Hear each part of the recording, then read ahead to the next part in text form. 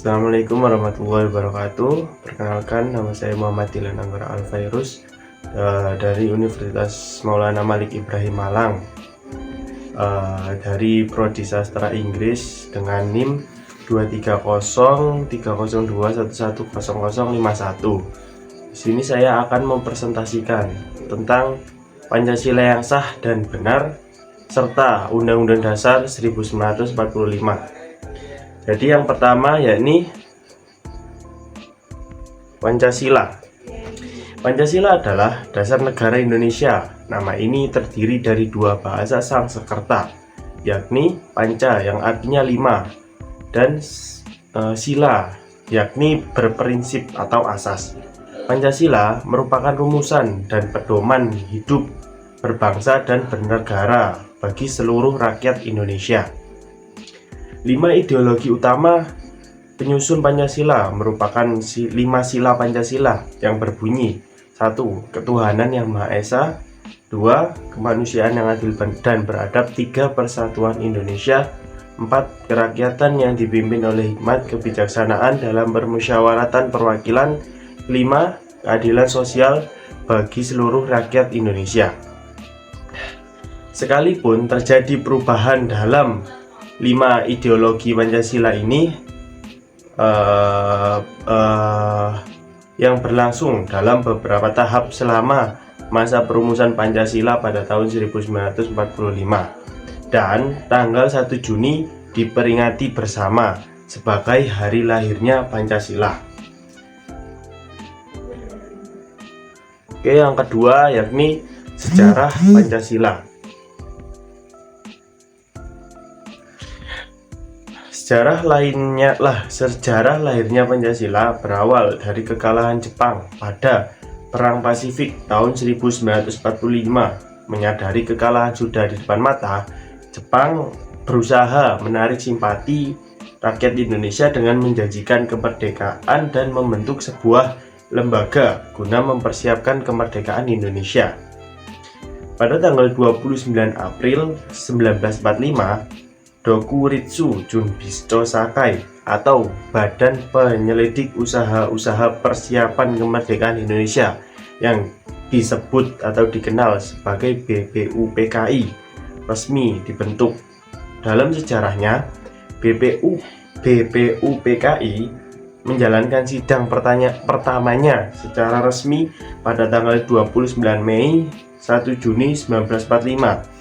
Dalam sidang selanjutnya pada tanggal 1 Juni 1945, Soekarno memperkenalkan 5 sila yang terdiri dari kebangsaan Indonesia, internasionalisme atau peri kemanusiaan, mufakat atau demokrasi, kesejahteraan sosial, dan ketuhanan yang Maha Esa.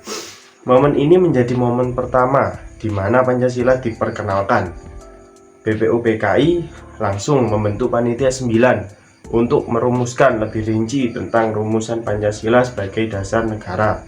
Tokoh-tokoh Panitia 9 yakni adalah Soekarno, Muhammad Hatta, Muhammad Ahmad Maramis, Muhammad Yamin, Ahmad Soebarjo, Abikuesno, Cokrosojoso, Abdul Qohar Muzakkar, Haji Agus Salim, dan Kiai Haji Abdul Wahid Hasyim. Hasil pembahasan Panitia 9 tertuang dalam Piagam Jakarta 22 Juni 1945 sebagai berikut.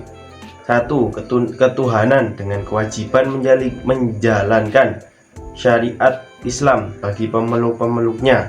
2. Kemanusiaan yang adil dan beradab. 3. Persatuan Indonesia. 4. Kerakyatan yang dipimpin oleh hikmat kebijaksanaan dalam permusyawaratan. Namun masih terjadi perdebatan. Jelatuh Harhari menyampaikan keberatan terutama kewajiban melakukan syariat bagi pemeluk-pemeluknya. Setelah melalui berbagai perdebatan pada rapat Panitia Persiapan Kemerdekaan Indonesia, biasa yang disebut PPKI, pada tanggal 18 Agustus 1945, Muhammad Hatta membacakan rumusan akhir pembukaan Undang-Undang Dasar Negara. Salah satunya perubahan kalimat pada dasar negara menjadi hanya negara berdasarkan ketuhanan yang Maha Esa. Perubahan ini dianggap sebagai rumusan akhir dasar negara yang dikenal dengan nama Pancasila. Pancasila dinyatakan sah sebagai dasar negara Indonesia dalam sidang BPUPKI. Dan yang selanjutnya, fungsi dan kedudukan Pancasila. Yang pertama yakni Pancasila sebagai jiwa bangsa Indonesia. Maksudnya ialah sebagai nilai-nilai kehidupan dalam masyarakat bangsa Indonesia melalui penjabaran instrumental sebagai acuan hidup yang merupakan cita-cita yang ingin dicapai serta sesuai dengan napas jiwa bangsa Indonesia. Dan karena Pancasila lahir bersama dengan lahirnya bangsa Indonesia. Yang kedua yakni Pancasila sebagai kepribadian bangsa Indonesia. Maksud dari itu adalah merupakan bentuk peran dalam menunjukkan adanya kepribadian bangsa Indonesia yang dapat dibedakan dengan bangsa lain, yaitu sikap mental, tingkah laku, dan amal perbuatannya. Ini yang ketiga ialah Pancasila sebagai pandangan hidup bangsa Indonesia, merupakan kristalisasi pengalaman hidup dalam sejarah bangsa Indonesia yang telah membentuk sikap, watak, perilaku, tata nilai, norma, dan etika yang telah melahirkan pandangan hidup. Yang keempat ialah Pancasila sebagai dasar negara Indonesia untuk mengatur tatanan kehidupan bangsa Indonesia dan negara Indonesia yang mengatur semua pelaksanaan sistem ketatanegaraan Indonesia sesuai Pancasila. Yang kelima yakni Pancasila sebagai sumber dari segala sumber hukum bagi negara Republik Indonesia. Sebagai segala sumber hukum di negara Indonesia, karena segala hukum di negara Indonesia berdasarkan Pancasila. Pancasila itu juga harus berlandaskan hukum. Semua tindakan kekuasaan dalam masyarakat harus dilandaskan hukum. Yang keenam, Pancasila sebagai perjanjian luhur bangsa Indonesia. Pada waktu mendirikan negara, Pancasila adalah perjanjian luhur yang disepakati oleh para pendiri negara untuk dilaksanakan, dipelihara, dan dilestarikan. Yang terakhir ialah Pancasila sebagai cita-cita dan tujuan bangsa Indonesia, karena dalam Pancasila mengandung cita-cita dan tujuan negara Indonesia adalah menjadikan Pancasila sebagai patokan atau landasan pemersatu bangsa. Yang selanjutnya ialah Undang-Undang Dasar 1945. Pembukaan Undang-Undang Dasar 1945 terdiri atas 4 alinea. Sementara itu, batang tubuh UU Undang-Undang Dasar 1945 terdiri atas 16 bab, 37 pasal, 3 pasal aturan peralihan, dan 2 pasal aturan tambahan. Teks pembukaan Undang-Undang Dasar 1945 seperti dikutip dari Undang-Undang Dasar 1945 dan perubahannya yakni sebagai berikut. Undang-Undang Dasar Negara Republik Indonesia tahun 1945. Pembukaan bahwa alinea pertama yang berbunyi bahwa sesungguhnya kemerdekaan itu ialah hak segala bangsa, dan oleh sebab itu maka penjajahan di atas dunia harus dihapuskan karena tidak sesuai dengan peri kemanusiaan dan peri keadilan. Yang bermaksud ialah sumber motivasi dan aspirasi perjuangan serta tekad bangsa Indonesia untuk tetap hidup dalam suasana merdeka lahir dan batin. Yang kedua ialah pembukaan Undang-Undang Dasar 1945 alinea yang kedua, yakni mengatakan, dan perjuangan pergerakan kemerdekaan Indonesia telah sampaikanlah yang berbahagia. Pada saat yang berbahagia dengan selamat sentosa mengantarkan rakyat Indonesia ke depan pintu gerbang kemerdekaan negara Indonesia yang merdeka, bersatu, berdaulat, adil, dan makmur.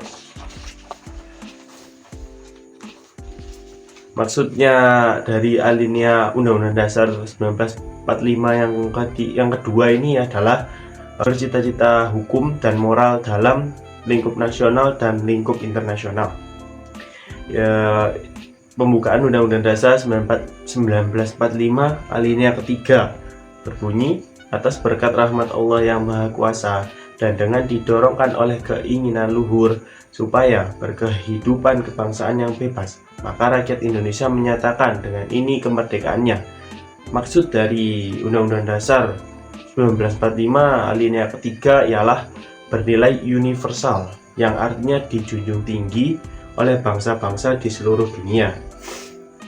Selanjutnya yang terakhir, pembukaan Undang-Undang Dasar 1945 alinea keempat, yakni kemudian daripada itu, ini karena kepanjangan, saya langsung yang terakhir aja, serta dengan mewujudkan suatu keadilan sosial bagi seluruh rakyat Indonesia.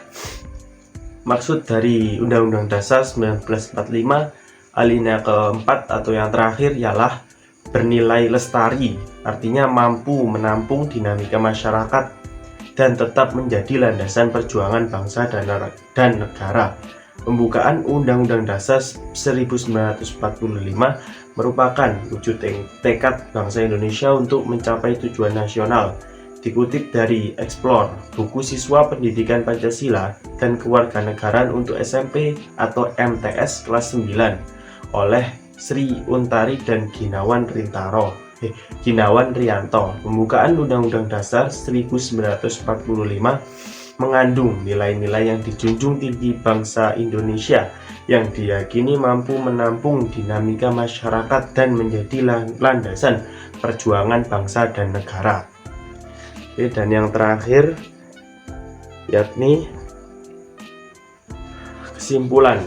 kesimpulannya ialah bahwa Pancasila merupakan dasar falfalah dan ideologi negara yang diharapkan menjadi pandangan hidup bangsa Indonesia sebagai pemersatu lambang persatuan dan kesatuan, serta sebagai pertahanan bangsa dan negara Indonesia. Dan pembukaan Undang-Undang Dasar 1945 menyatakan bahwa Indonesia adalah satu kesatuan bangsa yang merdeka, bersatu, berdaulat, adil, dan makmur. Hal ini menekankan pentingnya persatuan dan kesatuan dalam keragaman Indonesia. Cukup sekian presentasi dari saya. Kurang lebihnya mohon maaf. Assalamualaikum warahmatullahi wabarakatuh.